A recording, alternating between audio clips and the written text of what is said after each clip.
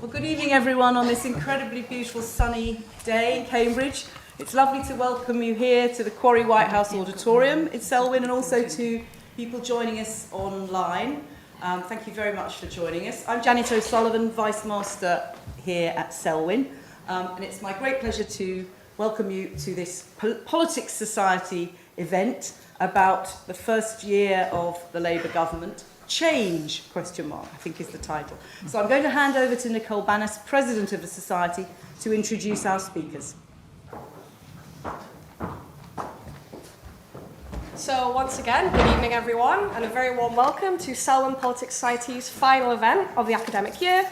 And we are thrilled to welcome such a great panel of guests here with us today who will be tackling one central question: what has actually changed in the first year of Starmer's Labour government?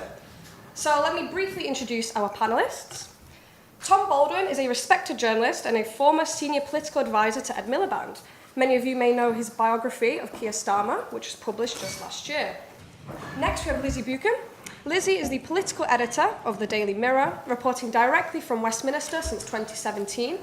She is also the co-host of the Division Bell podcast. Jill Rutter is a senior research fellow of Think Tank UK in A Changing Europe, and was previously the programme director at the Institute for Government, directing the organisation's work on better Brexit policymaking. She's our expert on all things Whitehall, having worked at both DEFRA and the Treasury.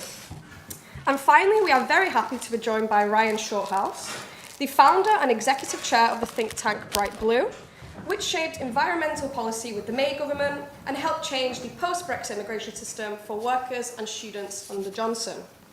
We are going to be having 30 minutes of pre-prepared questions, chaired by our Vice Master here at Selwyn, John O'Sullivan, and will then be followed by 25 minutes of Q&A from the audience.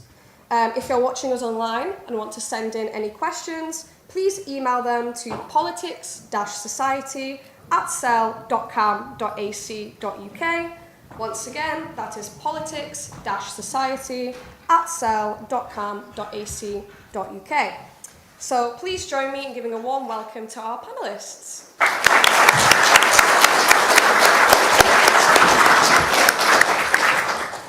Well, I thought we'd start, before we get into specific details, by asking each member of the panel in just 1 minute to review the past year, and in particular give us a headline for the first year of the Labour government. So who'd like to start? Shall I start with you, Lizzie? You're a journalist. Just because I'm you can give us headlines. Headline. I suppose change, to an extent. I mean, it's been a million miles an hour. They got in the day after the election, announcing things left, right and centre. I mean, even on election day, I remember we'd been up all night and we were still filing. No one had slept, still filing at sort of 7 p.m. because they kept doing more stuff. So there's been a lot of announcements, but it hasn't really... The Prime Minister has struggled to kind of articulate what his vision for Britain is. And I think that's been the big challenge. Thank you. Tom, we'll go to you next. I think the first thing to say is that change doesn't happen. Governments don't change hands between political parties very often in Britain, which is only the 4th time in half a century. Had lots of different prime ministers come and go. It's only the 4th time the party running the government had changed. And I think by anybody's reckoning, it's been an incredibly difficult period. As Lizzie says, you go straight in. I think we're one of the very few systems in the world where you go straight in after being completely innovated by a campaign, and then you're meant to be leaping into action. It's weird. I think there's been huge problems about the mechanics of government. I'm sure Jill will talk about that. I think that what Lizzie touched on is key as well, that I think people were looking for something fundamental, something big, not necessarily upheaval. That's what Reform stands for. It's a misnamed party in that sense. They want to sort of bring it all down, sort of some fundamental, like you have to start again, year zero. And I think what Starmer's always stood for is something much more incremental and iterative. And there isn't a big vision, there isn't a simple solution, because I don't think that actually exists. And we've had ideas like that. We've had Brexit and austerity and how that worked out well, no. So I think what he is someone who has made mistakes, will learn from them, will take a step there, take a step to the side, take a step back, take 2 steps forward. I sometimes compare it to someone crossing a minefield. It looks inelegant from the outside. It looks incomprehensible sometimes, but it's probably the best way to get across. So the headline is crossing a minefield very successfully. Yeah, the question is whether he's crossing it or wandering around it. Right, thank you, that's great. Jill, I'll ask you. Okay, so my headline is probably not being the Conservatives is not enough as a programme for government, because I think the government, in a way almost like Gordon Brown taking over from Tony Blair, thought that actually not being the people who went before would actually be a sufficient change in itself, and I think that's proven to be a bit inadequate. My subtext might be, I thought they had a really good first weekend. And you thought, gosh, they're hitting all the right notes. This is so good. I mean, they've appointed all the people who are shadows into the cabinet. They've made some really eye-catching second-order Minister of State appointments. Remember James Timpson, Patrick Vallance, people like that. It's really interesting new approach. Visits to the devolves. You know, we knew Liz Truss had refused to pick up the phone to Nicola Sturgeon. Here was Keir Starmer bringing in everybody straight away. David Lammy glad handing it around Europe. And you thought, this is great. And then I think they suffered from a massive momentum loss, partly possibly due to the riots, but a lot of self-created problems. And I think they're still struggling on the domestic side, but I think Keir Starmer has actually shown, maybe it's unfair to say surprising, but shown an unexpected aptitude for foreign affairs. Thank you. Ryan. My headline is not much has changed at all. So growth remains sluggish, living standards have not really risen at all. The number of houses being built has hardly changed. Inflation is roughly what it was last year. Russia is still at war with Ukraine. So the other guests have talked about the kind of processes and the character of Keir Starmer. Just on the sheer outcomes, not much has changed. And I believe there are two things why this has happened. The first is the Labour government, despite being 14 years in opposition, did not prepare enough a policy prospectus coming in. Now, if you compare that to the Conservatives coming into 2010, who did lots of policy commissions and said, we want to do universal credit on welfare, we want to do free schools and academies on education, we want to do deficit reduction on the economy, we want to do health reform in the NHS. Whether you agree with those policies or not, they knew broadly what they wanted to do. Labour has not done that, is instead set up loads of quangos, reviews, consultations to do all of that work. So it is quite a slow, sluggish government as a result of that. I think the second mistake that they made was the economy was starting to turn a corner in the summer last year. Unfortunately, instead of having a budget immediately, an emergency budget, they delayed the budget until the autumn, and that dampened investor, consumer and business confidence. And then in the budget, they increased taxes on employers, which has also had a dampening impact on the economy. So I'm afraid we're stuck in a stagnating economy, just like we were under the Conservatives. So I'm not being partisan about it, but not much has changed. Okay, thank you. I'd like to pick up on something you just said, actually, which is the fact that Labour had 14 years in opposition, yet still don't seem to have come up with detailed policies on obviously key things like social care, for example. Trevor Phillips, writing in the Times this week, says, too many problems are being consigned to the too difficult box. Last week's spending review was more important for the dogs that failed to bark than for those that did. And I wonder whether you think that's an accurate reflection. Tom, let's start with you as you expert. I don't think that's fair. In that, you can pick on various things like which have been kicked into long grass on social care. I think is a mistake kicking into long grass.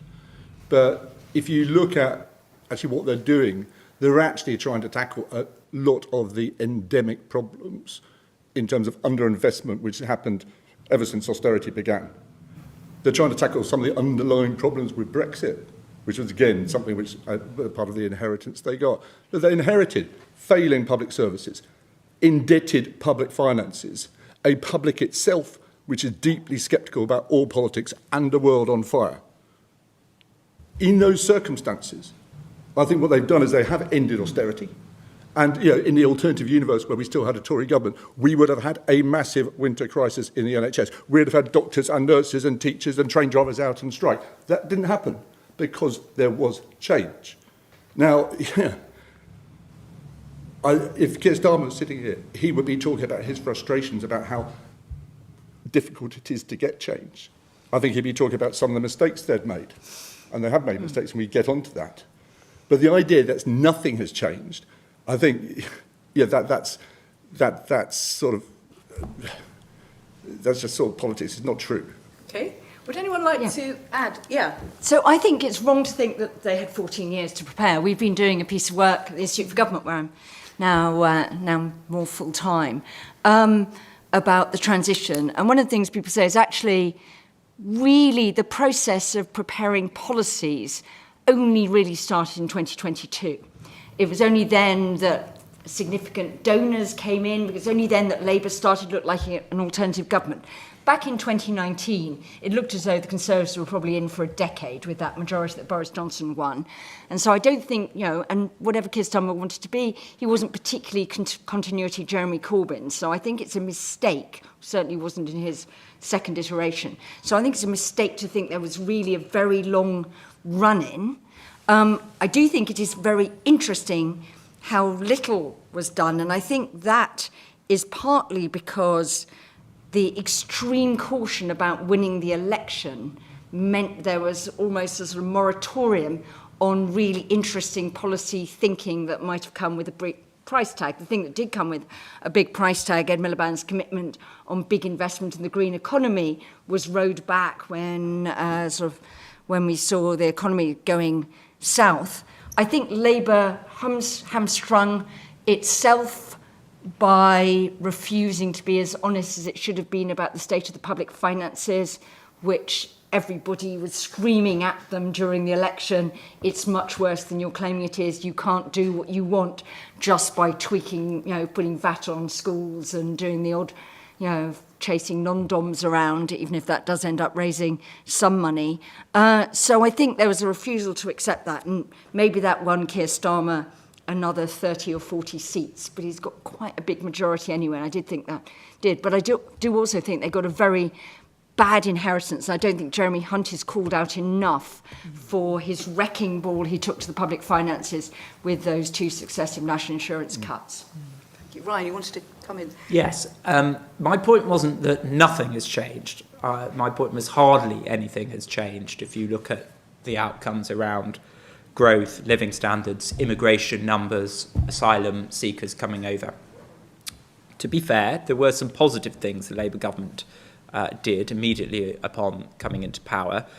The first was around relaxing planning laws, which has reduced the amount of infrastructure and housing development. That sort of supply-side expansion is essential for economic growth.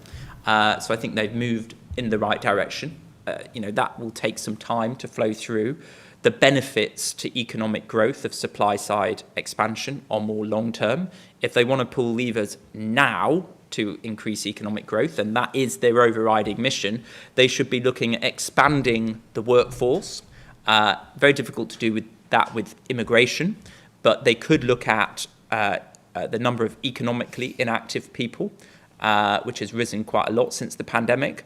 And in fairness to the government, they have introduced some measures, including some measures that Bright Blue have advocated to try and do that. But the biggest thing that would help would actually be increasing the number of older people in the workforce. So the norm is for people to retire at 70 rather than 60.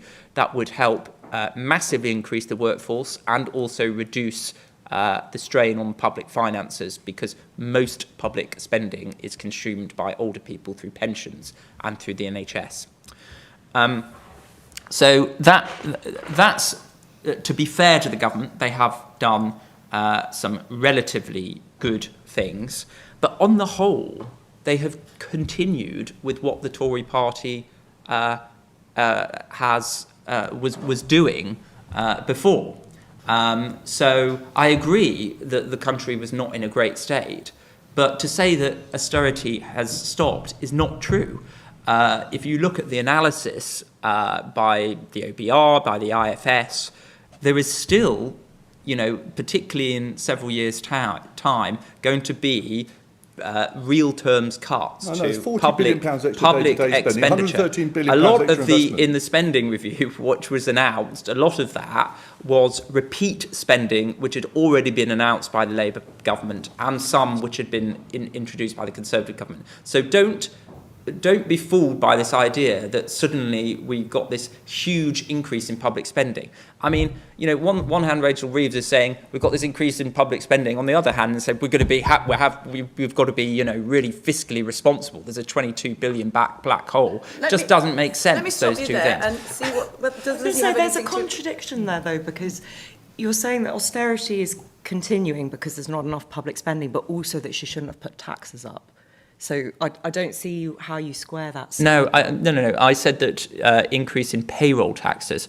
There could have been other taxes that the government looked at. So, for example, I would have looked at VAT. I would have increased VAT. I would have broadened the base on things like national insurance. So that only applies at the moment to people who are in work. I would have made that apply to pension income, to rental income, to dividend income. So too much of I agree that taxes needed to go up, but too much of it was put on payroll taxes. Too much tax in this country is put on the working age population, and that needs to change. These people cannot continue to have such a high tax burden put on them to basically fund baby boomers having quite generous retirements. Can I pick up? Sorry, I'm just moving us on slightly at this point. Well, picking up on something that's been said about the cautious approach that the government has adopted in its first year. There was an article quoted in the Law Society Gazette, I think from the Spectator a few years ago, entitled "Too Many Lawyers Become MPs," with its key sentence: "For lawyers in politics, the elimination of risk becomes the highest aim of government." Does that ring true about Keir Starmer, his leadership style, not tackling difficult issues head on? I'm not sure that's really fair. I think I'm a lawyer myself. So very much he is absolutely somebody who thinks things through very thoroughly and is not sort of reckless like Boris Johnson might have been. But I don't think it's fair to say they're not trying to grip difficult problems. They if anything, I do agree with Ryan about what you were saying about the manifesto. I think one of the reasons they did that was because they almost kept it as vague as possible so they could win as many votes as possible, and they didn't answer. When we got it, I remember picking it up and thinking, is that it? We need more. I want, more to write about from this. And that has created a problem where, their position is not clear on lots of issues, and sometimes it means that voters maybe feel a little misled. We had a situation in the autumn where I went to so many briefings where we kept asking number 10, what is a working person? Because Rachel Reeves kept saying no tax rises on working people, but who does that apply to? And so I think that is a problem. But the stuff that they're doing it's long term. Starmer wants this decade of national renewal, and they are thinking about these big long-term ideas, but the problem is that really going to pay off in time for the next election, and is it going to deliver the kind of sugar rush that voters want, the change that people want? That people are so impatient. The goodwill evaporated so quickly. I think it even took number 10 by surprise. Somebody said to me that they overestimated the level of political capital they had, and I think you can see that now in the decisions that have been made around the winter fuel allowance, the spending review. They're suddenly, okay, we can't just say we're being tough all the time. This is a second phase. This is the bit where we give voters a bit of what they want. I think it's right. I think in some ways the government is a victim of the campaign success. We talked a little bit earlier about how the supply lines of ideas hadn't kept pace with transformation of Labour as an electoral prospect. Last time Labour were in opposition, they had 14 years of thinking through Marxism Today and IPPR and all these things, and this happened in 2 years. I think also they were constrained, the parliamentary majority they got was constrained by the promises they made to get it. You also got a lot of MPs elected with very, very small majorities because they spread the vote so cleverly, and now they're panicking. I think kind of, there's also something else. I think there's been a lack of confidence. Almost like they've internalised this idea that because they won the 34%, it's not really, they didn't really deserve this majority. Labour. We're always, and we don't really deserve this. And so I think that kind of confidence drained from them very, very quickly.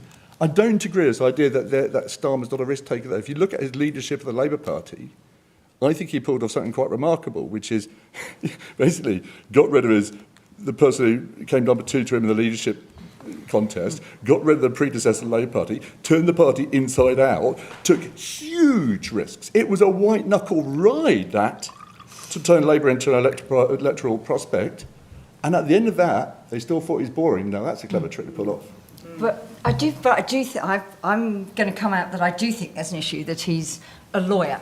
I was trying this on my colleagues at work the other day, saying we've spent years slagging off our prime ministers for having degrees in PPE, which is what I have a degree in from Oxford. Sorry about that, guys.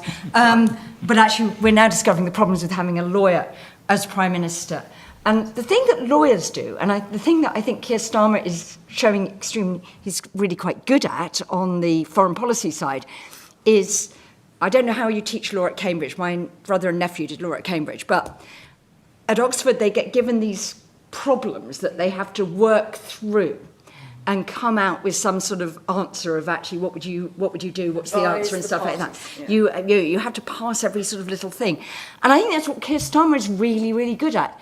Give him an absolute nightmare set of constraints and issues and balls to juggle and things like that, and say your task is to get from A to B without offending Donald Trump, while keeping von der Leyen on side and Zelensky and doing that. And actually he's proving to be really, really quite good at that. Say, well, actually, where do you think the balance of taxation should be?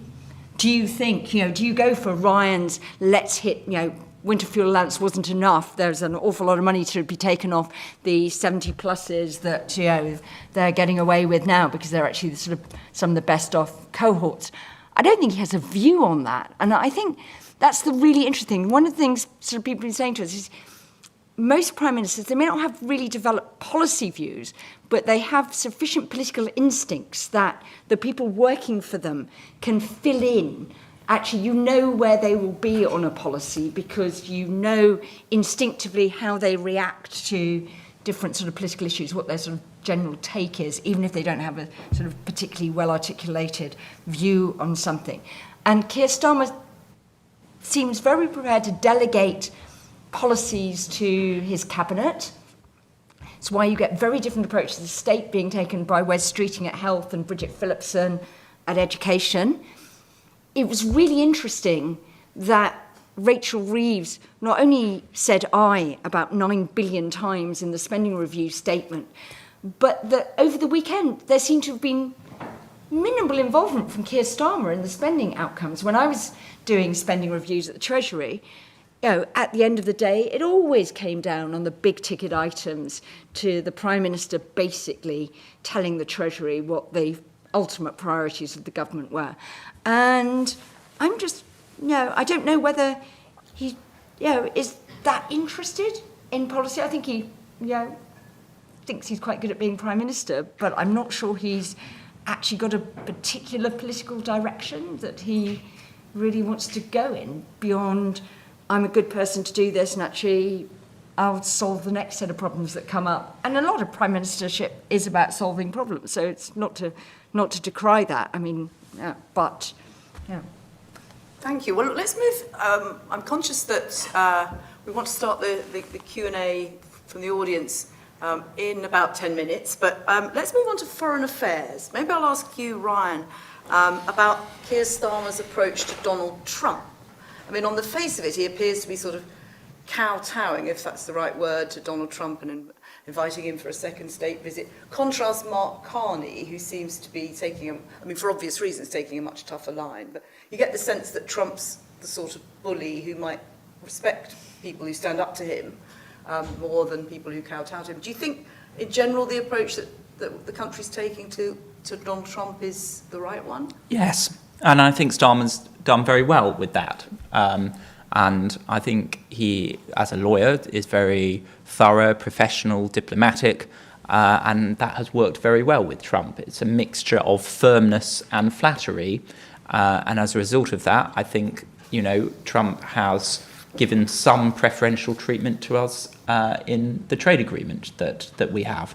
So, I think Starmer is good at that. He's managed to try and be a bridge between Europe and quite rightly try to develop a stronger relationship with the EU, which we desperately need. Brexit has been a huge opportunity cost, and we do need to be better integrated into the European market. The youth mobility scheme is a wonderful thing. We should definitely be doing it, not just because we would get better deals with the EU, but just because it's great that more young people can go to the EU and more young people can come to the UK. And that isn't free movement. It's a capped number of places. We have it with 13 different countries at the moment. And that would also fill some skills gaps. There are some low-skilled migration routes which are now closed as a result of clampdown measures on that, and the youth mobility scheme would help fill some of those skill shortages as a result of that. So I think on the foreign stage, Starmer is doing exactly the right approach, and I applaud him for that. Just kind of going back slightly, because I know you want to bring on foreign policy. The issue, Tom quite rightly says that Starmer has positioned himself and, politically during the campaign was very good at coming across as reassuring and competent, appealing to Middle England. Blair was good at that as well. But Blair acted, responsibly. He presented himself responsibly, but acted radically. And I remember a speech that Gordon Brown did in 2009 where he listed all of Labour's achievements. Sure Start, national minimum wage, Bank of England independence, child poverty reduced. I don't want to do Gordon Brown's speech now verbatim. So the problem with Starmer is that he wants to appear responsible, but is also acting very timidly. I mean, the point is, in 1997, in the late 90s, the Labour Party inherited quite a good economic inheritance, so they could act radically. Labour Party don't have that now. We are suffering, and have been suffering for some years, through a mixture of factors, including Brexit, but not only that, stagnation. So they have to act radically, and I'm afraid, for example, backing down on winter fuel payments is just... we cannot afford, Rachel Reeves is right, there's a fiscal black hole, but it's much bigger, I tell you, than 22 billion. We're aiming for, by the late 2030s, to have public debt at nearly 300% of GDP. We cannot continue with the ageing society that we have to afford the public services and the public expenditure that we do. So if Labour can't even get rid of means tests, winter fuel payments, that just shows timidity to me. We cannot afford any universal benefits. It cannot be the case that cash transfers go to everybody. They have to be means tested as a first step to getting our public expenditure under control. So world stage, great, but on the domestically, he is appearing responsible, but also acting timidly, unlike Blair. Thank you. Can I just pick up Brexit and ask this side of the room? Is the last year, is this government the first to really make a go of Brexit? It's sort of inherited it, but is this the first time we're seeing a government making Brexit work? Or trying to make Brexit work? To an extent. I'm sure Boris Johnson would argue differently, but I think what is really clear is that there is absolutely no appetite to relitigate it. No one even wants to talk about it. Not even the Lib Dems want to talk about it, really. I think there's just a sense that, okay, let's just draw a line under it and move on. And I think Starmer identified that there was a real opportunity to improve relations with European leaders after the last few years. I mean, Rishi Sunak, to be fair, made some progress there. Liz Truss did not. But, you know, I think he saw that there was something to be done there, that it could help us in so many ways, not just on trade, but also on illegal migration, on loads of issues. And so I think they're trying to, yes, progress with Brexit, but that's not what they're calling it. This is just business as usual in a new world. So I think that's right, but I think something changed with Brexit. And what changed was Trump.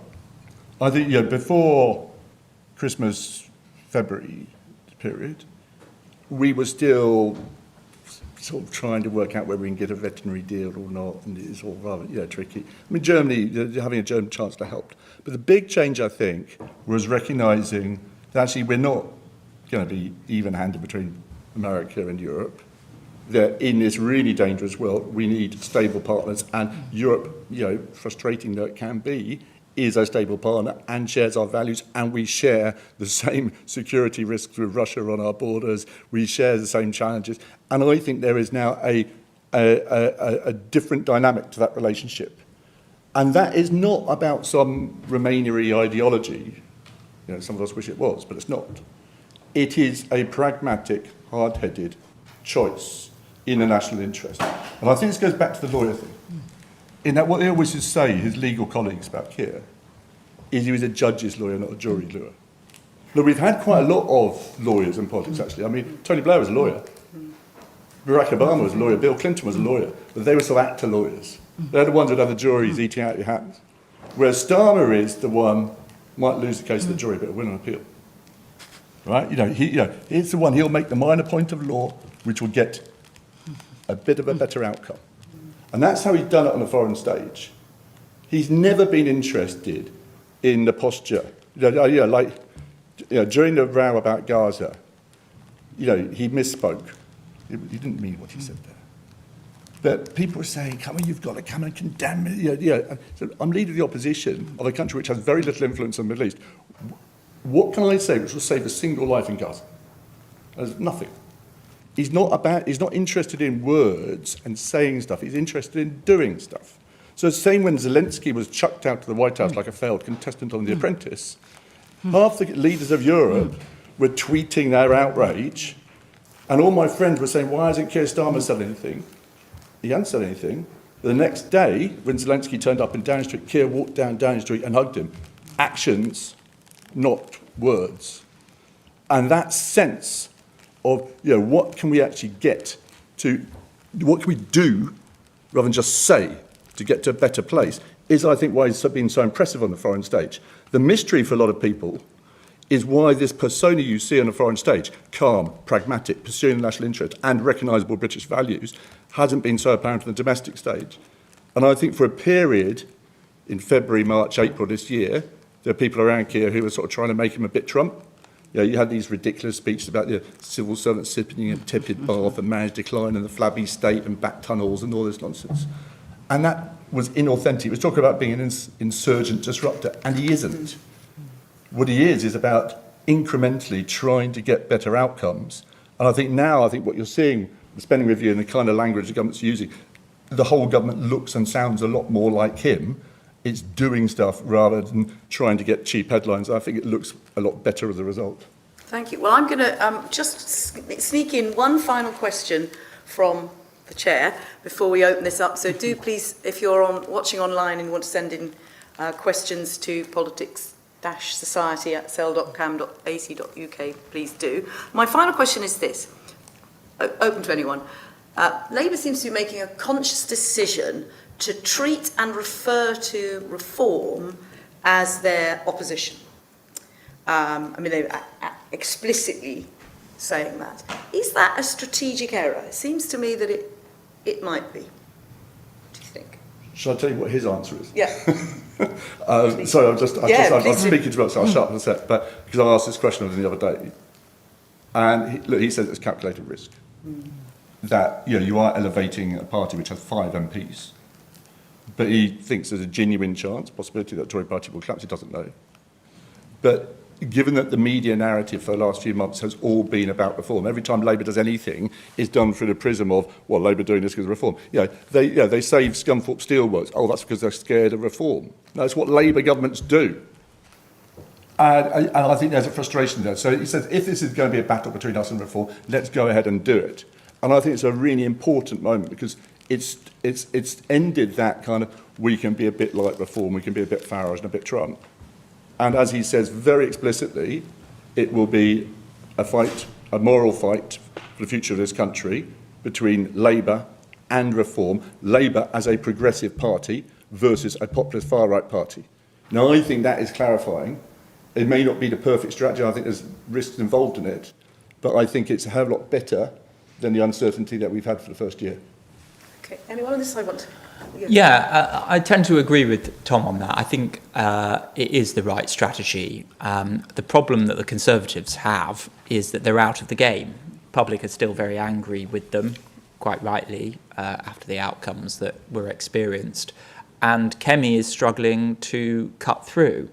And I can tell you that a lot of Tory MPs do worry that they, if there was an election tomorrow, they'd be wiped out by reform. A lot of them would be wiped out. They do think there's an existential crisis for the Conservative Party going on at the moment.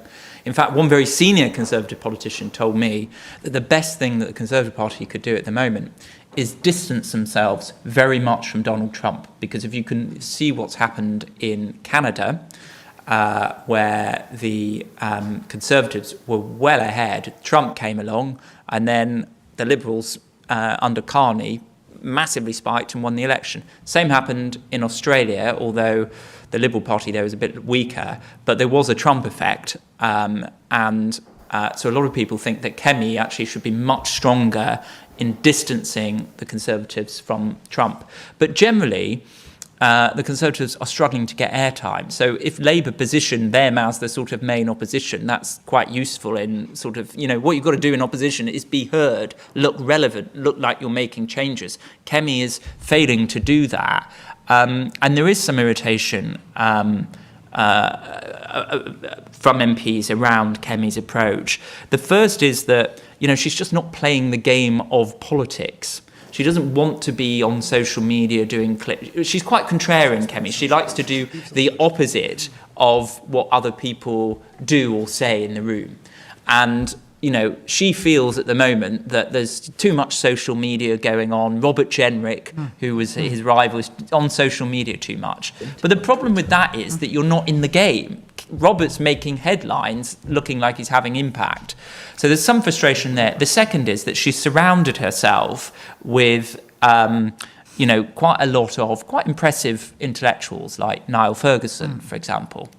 And she's doing quite lofty speeches about defending Western civilization. And it's just not chiming with the everyday public who want to hear about, how can the potholes be removed? How can the NHS work better? So I know this panel's about Labour, but I just thought I'd bring some... That's very helpful, thank you. Well, look, I think I've kept people's questions far too long. So do we have the catch microphone thing? So we have this wonderful sort of square... foam microphone, cube-shaped foam microphone. So yes, there's a gentleman here. Can we sling it to the gentleman that, or sort of pass it along? Yeah. There's two. Okay, lovely. Oh, wow. So thank you. And could you say, first of all, if there's a particular member of the panel you address your question to, or do you not mind who answers? Well, it could be any, but I think it was the point that Tom addressed. So I was wondering about reform, and I do understand why they would treat reform as the opposition. I think my concern is whether they're actually limiting and changing their policies in response to treating reform as the opposition, and whether they'll end up lacking ambition as a result of that. And I'd be curious to know what the panel thinks. Should we start with Tom? Okay, I feel I've spoken too much, so I'll try and keep it brief. Yeah. Look, I think there is an issue because Labour are losing 3 times as many votes to the Liberal Democrats and the Greens than they are to Reform. Reform will pick up most of its votes from the Tories or non-voters. But you wouldn't get that from what you're reading in the media. It looks like it's a direct transfer. And so Labour are fighting on 2 flanks, maybe 3 or 4 if you think about Scotland and Wales as well. And I think at various points they have looked like they're chasing reform. I don't think that's always been the case, but I think that's how it's presented. That's why the Europe deal was so important. Farage wouldn't have done that. Farage was formulating about fisheries and sovereignty and that sort of like throwback to the 2016, 2019 arguments. I thought it was a really important space that was created there, and I want more of it. Would anyone else like to come in? Yeah. I mean, the really interesting thing about the EU deal, which someone on our podcast pointed out, Kieran Stacey from The Guardian, was that Farage wasn't in Parliament when He was in France. Starmer came in back. He was on Parliament, holiday in yeah. France. The date for that summit had been set for quite a long time. France isn't that far away. Zoom is available. But Farage, who is never off the airwaves, decided that he wasn't going to bother to make a big issue. He left that to the Conservatives and then went on and back onto immigration. I do think the one danger on reform for Labour is that third, fourth, fifth challenger parties in the UK system with first past the post have a problem at the end of the day that they get squeezed in a first past the post election because people think they're not worth voting for because they're not going to win and form a government. So you end up always losing votes in that last minute squeeze of we'll vote for some people who might actually form the government. And I think, you know, the risk strategy is, and maybe Keir Starmer's genuine difference between the Conservatives and Reform, but the danger of bigging up Reform like that is at the end of the day, it's the Conservatives that squeeze and the votes go to Reform, and Reform gets over a number which in the very erratic election we're going to see in 2028, 2029, you might not need that much more than 30% to do really quite well and to have a really big block of MPs. And he may just be bigging up Reform to do that by giving people confidence that they're worth voting for. Right, let's, yes, this gentleman with the white T-shirt, yeah. You're next. Thank you. I'm afraid I've got a question for Tom, so you'll have to speak again. I very much enjoyed your biography. I was wondering exactly what you said at the start, that it looks inelegant from the outside. I agree with that, but you said that he is learning from all the mistakes he is making. What do you think are some of the sort of concrete lessons that he has learned in the first year then? I think he hasn't told his story. I think he's allowed the government to be pushed and pulled according to political fashion. And I think there is a brand in him. He hates the word brand like he hates the word vision. He always says, like, you know, most normal people don't have visions. If someone said they had a vision, you know, on the street, you'd say, well, there's a hospital, mate, not there's Parliament, right? And, you know, these words, these political words, are not how normal people talk. But people don't talk about black holes. They talk about not having enough money in their account. And this whole sort of political lexicon is weird. And I don't think he feels comfortable in politics. Now, that's a strength and a weakness. I think at the moment it looks like a weakness. I still think it can be made a strength. I think, you know, at his best, I think he speaks to the 80% of people who aren't calling each other sort of rapists, paedophile, enabler, genocidal enablers on Twitter before they've had their cornflakes, right? He is, you know, Britain, he talks about Britain being actually filled with decent, tolerant people. He talks in this interview with Tom McTague the other day. Tom McTague keeps asking, don't you think Britain's broken and we need some fundamental reset? He goes, no, I don't think Britain's broken. I think this is a great country. Now, I think that Starmer is the one which can still work. But he's got to break out of this political box where he's got to have a vision and a three-word slogan and something which is going to, you know, cause a round the next day's paper. He's got to try and bring that calmness he has on foreign affairs to the domestic front. So that, telling that story is his biggest challenge, I think. We have a question at the back. Yeah, can you pass? Yeah.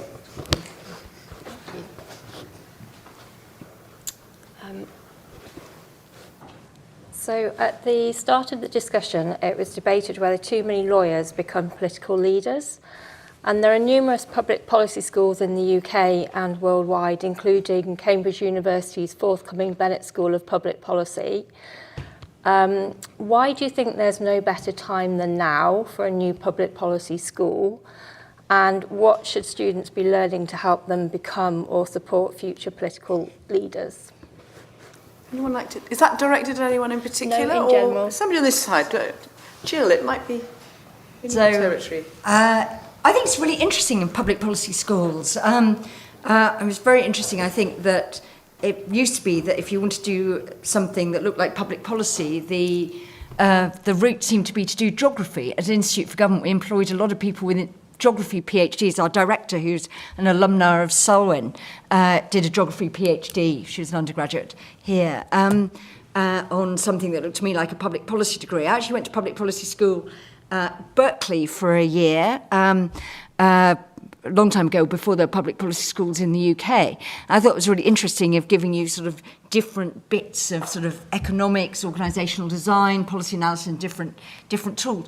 But the very interesting question that the people at public policy schools could never answer was whether people with public policy degrees and with that formal academic training actually make better policymakers in government than people who've just done economics or just done law or done history or classics or whatever. And I think it's a really interesting question about whether doing that actually does that. I think one of the things that's quite a big missing in the UK government, which government ministers are always bemoaning about their civil servants, is their lack of deep subject expertise and sort of, domain knowledge that they come and they'll say, if I've done the job for 2 or 3 years, I know more about the subject than the civil servants who are supposed to be advising me. And that's a frustration, not just of, I'm not sure whether it's of this government yet, probably will be, certainly has been of lots and lots of predecessor governments. Because it's a really interesting question. If public policy degrees really do give people a big thing, should we make an entry requirement into the fast stream or into the civil service that you have that? DFID the Department for International Development, used to really take people with degrees that were really relevant, but it was the only government department that did that, apart from the sort of dedicated fast streams around economics and things. So I think it's a really interesting thing. I think the case isn't yet totally proven, though I thought public policy was very fun to study.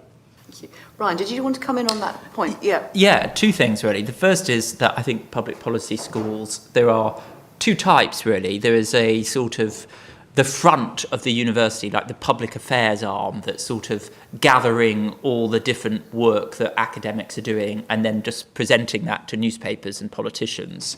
I won't name the names of some of those institutes, but I'm involved, I'm a visiting fellow at the University of Bath and King's College London, and they have policy institutes there, and they've been quite successful, and they're now moving to a state where they're actually teaching people, and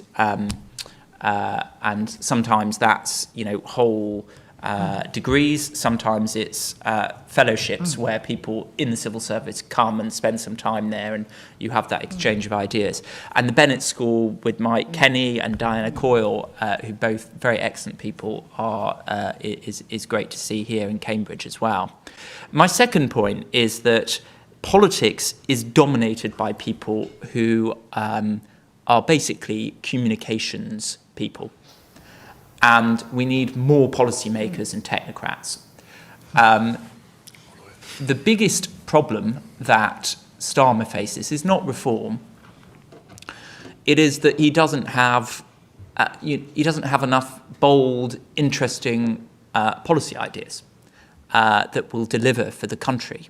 I think public discourse, and I think think tanks, I think other advocacy organisations spend too much time on public polling. And I think politicians spend too much time responding to public polling. The problem with public polling is that it captures public mood at a certain moment in time. The questions can be framed very easily and garner completely different answers. You can get some selection problems in terms of the samples that you get. What Starmer needs to do is forget about, what the polls say about the winter fuel payments thing, and say, well, this is what we've got to do to achieve economic growth. I agree with Tom. Most people in this country are very fair-minded. This is a great place to live, Britain. Why would millions of people want to come and immigrate to the UK if that wasn't the case? But there is a problem with our economy, and we need to be bolder with it. So,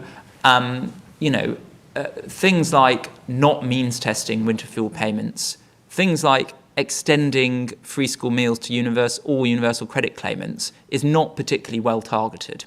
And actually, people on the highest income bracket can claim universal credit. So if you are in London and you are, for example, a single parent, you have 3 children, you're paying childcare costs and your rent is very high, you become eligible for universal credit. So there's about 1,500 people in this country on the highest income bracket, i.e. above 125k a year, who are on universal credit, right? So free school meals for those people does not seem to me very well thought through. So what we need more of is policymakers at the heart of government, rather than treating politics as a comms thing. You know, what's the tactical win day to day? How do we beat reform? Instead, what are the policies that are going to transform economic growth? That is what politics needs to be about. Thank you. Before I come... Can I come back on the universal credit point really quickly? This is a real passion of mine. The free school meal eligibility before the change was you had to have an annual income after benefits of £7,400. There are 900,000 kids in Britain living in poverty who weren't eligible for free school meals. I accept that you think that there is a group of people at the top of that who maybe shouldn't be getting universal credit, but the threshold is so low and the levels of hardship that teachers see in schools every day are so high that I think they should have gone much further, but I think it was absolutely essential, frankly. Well, sure, they could have expanded free school meals to a wider group, but not using the universal credit eligibility. They could have used different There things is an interesting point there about kind of what you were saying about the winter fuel allowance, about these mechanisms within government that are really badly done, about how the tech is really poor. And so they decided sort of to means test the winter fuel allowance, but only using the pension credit threshold, which was far too low, and then have now had to row back on it and sort of go back and claw it back through the tax system. And there wasn't But why is it too low? Sorry, just to come back on that. I don't think it's too low, because pensioners are protected. The public thought it was too low. Well, the public thought that, but I'll tell you why I think it wasn't too low. Because if you are struggling with your energy bills, you can get the Warm Homes discount, okay, which is very targeted. So a pensioner can get the Warm Homes discount, which working age people can get. But on top of that, if they claim pension credit, they can also get winter fuel payment. On top of that, they also receive quite a generous state pension, which increases in value each year by a triple log. So in my mind, I don't know why we have to be giving more state support to people when there is already adequate support. Can I just say one sentence on this? One sentence, then I'm moving on. Which is, I really don't think the fundamental problem of our economy is that we've got a benefit system which is too generous for the poorest, or indeed for people getting, free school meals. The fundamental problem of our economy has been decades of short-sighted governments under-investing in the essential. We haven't built a reservoir for 30 years in this country. That's the problem of our economy, and that's going to take much more to fix than cutting benefits. Can I bring in... So I'm not going to let you talk anymore about winter fuel, because I've got a question for someone online, and then I'll go back to I have a question up here. But so quickly, how optimistic are you that this government will be able to make progress towards a proper social care system? Does anyone have anything to say on that, other than, it's impossible? I mean, they've put Baroness Casey on it, who is probably doing just millions of reviews. It's one of the only people who seems to get anything done. I'm not hugely optimistic, to be honest. I think every government that I've ever reported on just kicks it into the long grass as soon as they look at it, because it's so difficult to do. And they failed to acknowledge the big problem, which is that the NHS is just eating money, and fixing social care is something that would help with that. I mean, the odd thing is that Louise Casey accepted doing a review with a timetable that had long grass written all over it. So I think Louise needs to be very Louise and say, well, you think I'm doing a review that's allowing you to kick this into long grass, but I'm not. And that's what we love Louise for. So I hope that comes back to bite me. I've got so many hands up, and we had one here ages ago. So and then we'll come to some more. Oh. Hey. Thank you. Could I ask what the panel think of the idea that modern governments can achieve very little because they've given too much power away? to quangos and to the judiciary, both domestic and international, so that no government now can build a railway or a nuclear power station at anything other than horrendous timescale and horrendous cost. I think there is perhaps an issue here, and in fact the Labour government have recognised that because they have brought NHS, they're going to expire NHS England because it was in effect duplicating what the Department for Health was doing. And a lot of Tory ministers did think that they found it very difficult to achieve what they felt was democratically asked for.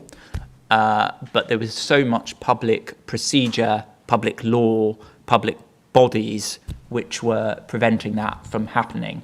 Particularly in the case of housing and infrastructure, there is a lot of judicial review which is used, which can really kind of slow things down.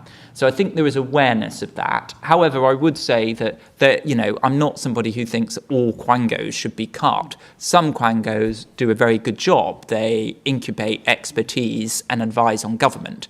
But what is really important is that at the end of the day, it is Parliament that makes the final decision rather than the quangos. And I do feel sometimes that politicians are not engaging closely enough by what is recommended by quangos and then just kind of rubber stamping it and putting it through. So I'm fine with the existence of quangos, but I believe in democracy first and foremost rather than technocracy. So yes, let's have technical expertise, but let's make sure politicians actually engage with what arm's length bodies are doing and vote on it accordingly. I've been sent a message from on high that says we absolutely have to finish at 7 o'clock. Which it now is. But on the other hand, we have a drinks reception open to everybody, and if the panel don't mind receiving questions over a drink, I think we'll carry on our absolutely fascinating discussions in a more informal setting. But can I, on everybody's behalf, thank our 4 panellists. This has been absolutely tremendous.